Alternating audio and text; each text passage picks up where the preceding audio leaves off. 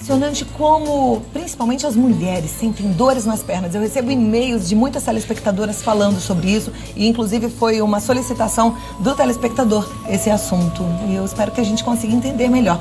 Claro. O que é, na verdade, essa dor nas pernas, na maioria das vezes?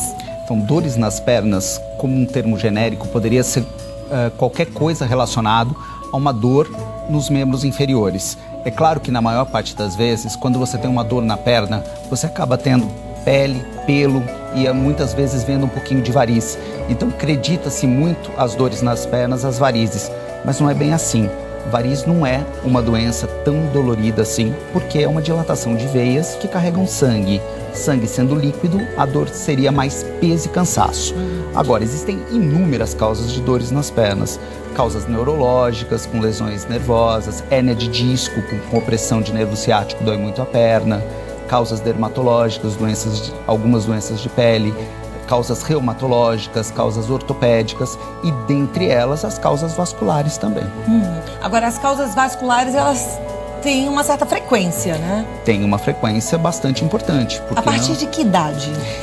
É um pouco independente, depende um pouquinho da genética, mas digamos que numa idade mais adulta, muito difícil uma criança com problema vascular a não ser uma má formação congênita, mas seria mais ligado a décadas acima de vida.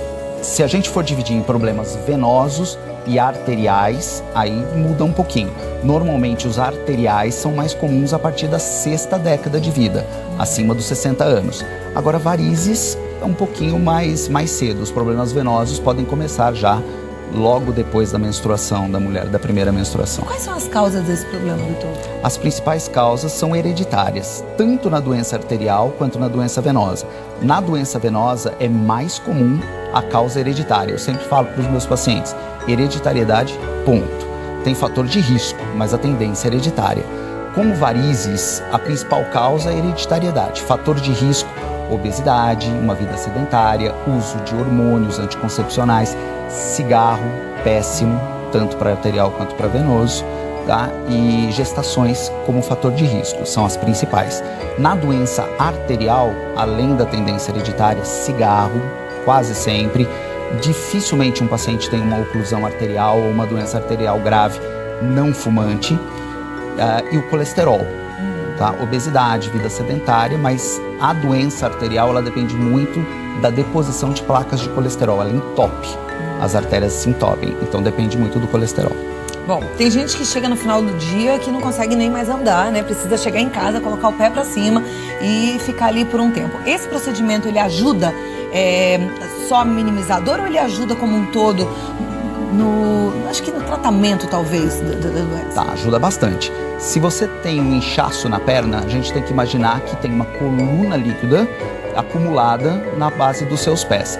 Então, como toda veia e o linfático que carregam água, vamos dividir assim, veia carregando o sangue do pé em direção à virilha e o linfático fazendo o retorno da água do pé em direção à virilha. Portanto, se você ficou o dia inteiro em pé, você ficou a favor da força da gravidade para o líquido descer e muito difícil para subir, porque depende da força da gravidade. Então, o fato de você repousar com as pernas esticadas ou elevadas, você favorece esse retorno de líquido, diminui bastante o teu inchaço, o teu peso, o seu cansaço, favorecem muito. Em muitas doenças, inclusive na trombose venosa, a gente orienta o paciente a ficar com as pernas elevadas, chama-se posição de Trendelenburg, é uma elevação de um pouco acima de 30 graus, onde favorece o retorno venoso.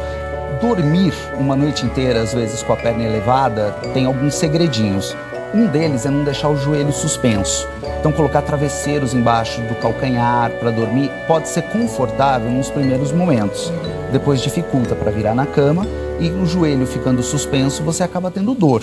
Então,